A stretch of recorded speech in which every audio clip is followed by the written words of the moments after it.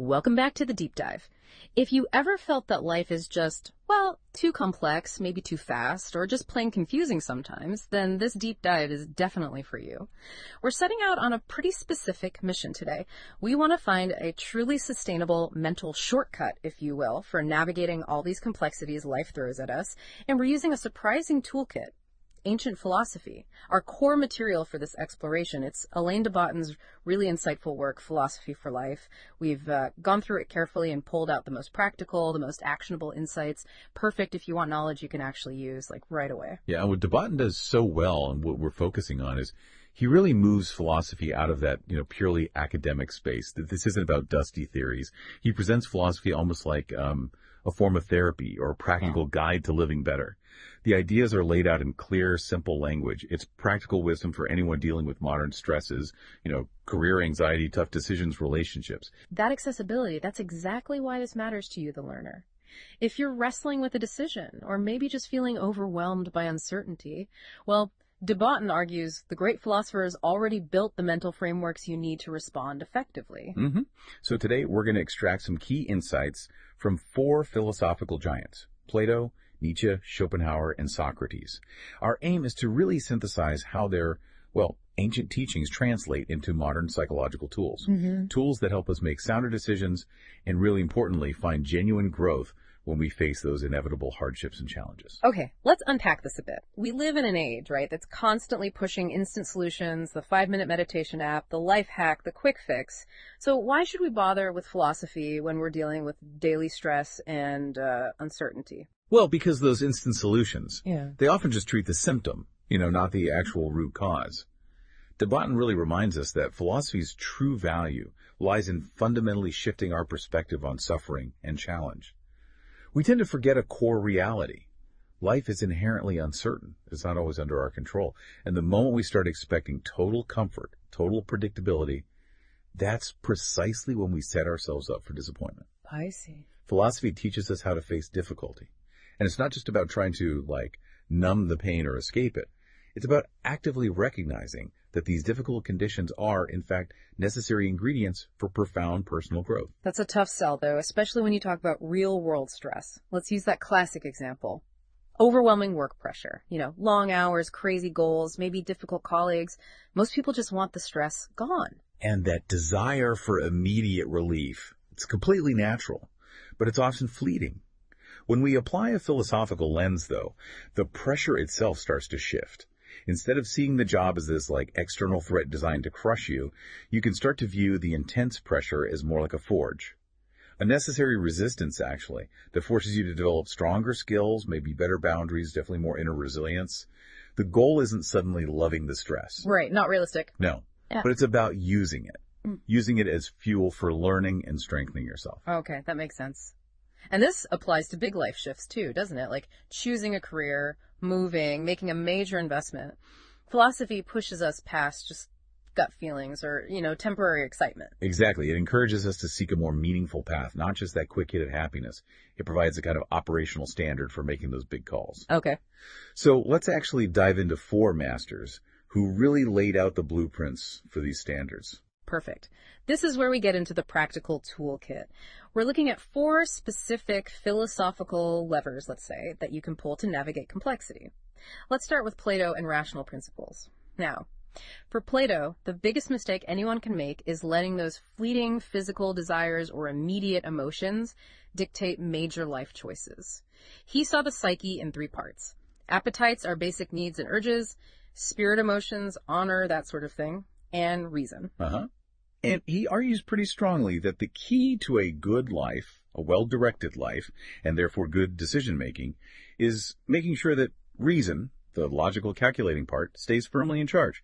Think of it like this. The difference between grabbing that dessert just because it looks good right now, that's appetite, versus deciding maybe not to, based on your long-term health goals. That's reason taking the lead. Right. And applying that to a modern choice is crucial. Say you're weighing a job offer. If you just focus on the excitement of a bigger salary or maybe the prestige of the title, well, according to Plato, you're letting appetites or maybe spirit lead. Exactly. Plato demands rigorous self-questioning based purely on logic. You have to ask, objectively, what are the long-term consequences here? Does this role actually allow my rational potential to flourish? Will this path bring me closer to a life of, say, wisdom and fulfillment, not just comfort? A truly Platonic decision is rooted entirely in rational thought, looking decades ahead, not just at the next month's paycheck. Okay, so that's the logical pillar. Now, moving from the purely logical to something more, well, driven, let's explore Nietzsche and the will to power. Nietzsche brings in a very different kind of strength. His concept, the will to power, it gets misunderstood a lot, doesn't it? People think it's just about raw ambition or dominating others. It really does, and it's actually far more nuanced than that. Nietzsche saw the will to power as this fundamental psychological drive. It compels every individual to strive for self-overcoming, for growth. It's the impulse to master yourself, really, to become stronger than the resistance life inevitably throws your way. For Nietzsche, you see, growth always comes after struggle. It requires it. So the application here isn't just grit your teeth and try harder when you hit a tough project at work. It's something deeper. It's about changing your internal relationship with the difficulty itself. Exactly. When you're faced with something that seems impossible or overwhelming, instead of retreating or seeing it as proof you're not good enough, Nietzsche suggests recognizing it as the perfect opportunity to actually strengthen your inner resolve, your will. The bigger the challenge, the greater the potential for your own advancement. You're not just solving an external problem, you're actively increasing your own power by confronting and mastering that resistance. I see. It prevents stagnation. Precisely. It encourages continuous personal evolution. Okay. Now, let's pivot completely. We're going to a philosopher who might sound a bit depressing at first glance, but actually offers immense peace. Schopenhauer and acceptance of suffering. Schopenhauer basically reminds us that pain, disappointment, suffering, they aren't bugs in the system of life. They are inherent features, part of the package. He argued we're defined by endless desire, and desire, just by its nature, guarantees suffering eventually. Mm-hmm. And the insight here is really counterintuitive, because our natural instinct is always to escape problems, right? We spend our lives chasing temporary fixes, distractions, buying things, short-term pleasures. But Schopenhauer says these only amplify the long-term pain because the underlying issues, they always come back. True inner peace, or serenity as he might call it, only comes from genuinely accepting that suffering is unavoidable. It's part of being human. So if you find yourself stuck in a really stressful situation, the philosophical tool isn't necessarily to find the quickest escape route. Not primarily, no. But to actually use the acceptance of that suffering as the mechanism for growth and learning. Okay, but how do we practically apply that acceptance? It sounds hard. It is hard, but Schopenhauer gives us a way. It's about managing that overwhelming pressure by focusing intensely on the present moment. The mechanism works like this. When you're feeling crushed by future worries, stressing about the final exam result, the market fluctuations, the outcome of that job interview, you're letting future anxiety sabotage your effectiveness right now. Okay. Instead, Schopenhauer urges you to narrow your focus dramatically. Bring it right down to the precise task immediately in front of you. If a huge project deadline is looming, stop catastrophizing about the final massive outcome. Apply your full undivided attention just to the single email you are writing right now, or the single paragraph you're editing right now.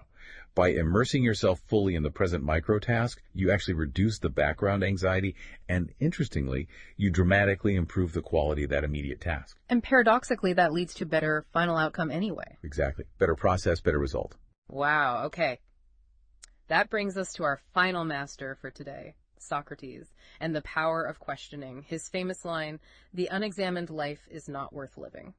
The core teaching here is the vital importance of constant, deep self-examination and questioning yourself, questioning others, always digging for genuine, fundamental truth.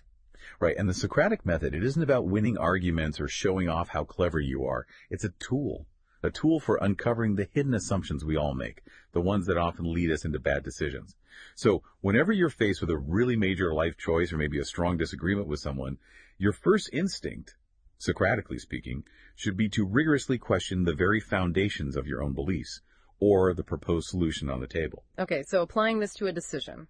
Let's go back to choosing a new job. Instead of just automatically accepting the common assumption that, say, the highest salary equals the best life, Socrates forces you to dig much deeper. Mm-hmm.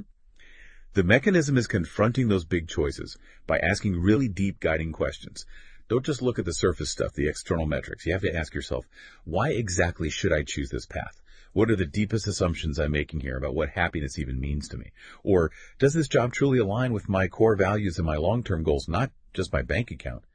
Can I achieve real personal growth here, or is it just about financial security? That kind of rigorous self-interrogation, it ensures your decisions are based on examined inner values, right? Not just external pressures or what looks good on paper. Precisely. Yep. And this Socratic questioning, it even applies to seemingly mundane things like consumerism. De Botton points out we can use Platonic rationality here too, especially when facing those emotional advertising appeals or maybe high-pressure sales tactics. Well, before buying something expensive, you must stop that emotional momentum. Just pause.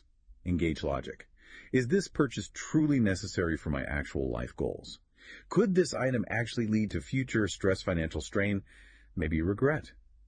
That pause, that moment of rational thought inspired by Plato and then interrogated by Socrates, that's what guards against those impulsive decisions that can really undermine your long-term stability and well-being. Okay, so we've concluded our deep dive into philosophy for life, and what strikes me is that it isn't about finding one single magic answer. It's more like assembling a powerful combined toolkit. We've got techniques from Plato demanding we act rationally, then Nietzsche pushing us to approach hurdles with a strong will, Schopenhauer teaching us the, well, unexpected peace found in acceptance, and finally, Socrates compelling us to question everything to ensure we're being authentic. That's a great summary. By integrating these concepts, philosophy really does provide the mental tools to look at challenging situations with a much more open, prepared mind. It shifts hardship from being just something you have to passively endure into an active opportunity for calculated growth and progress. These four thinkers, together, they really form that mental shortcut we talked about at the beginning, a way to manage complexity by first mastering your own internal response to it. So we want you to reflect on this as you go into your week. Which one of these philosophical teachings resonates most with you right now? Is it Plato's call for reason, Schopenhauer's serenity through acceptance, Nietzsche's relentless will to power, or Socrates' demand for constant self-questioning? Which one will you consciously try to apply to your most challenging situation this coming week?